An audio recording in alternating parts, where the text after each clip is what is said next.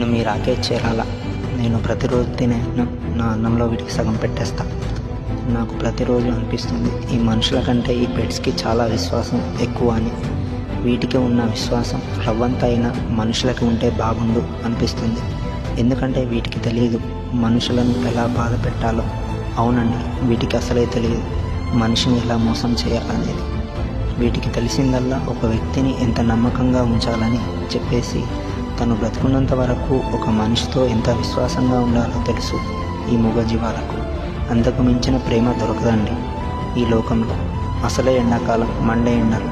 మూగజీవాలను కాపాడుకుందాం ఒక మనిషిలా. కనీసం మనం తినే అన్నంలో ఓ 4 ముద్దలు నీటిని వీటికి అందించండి.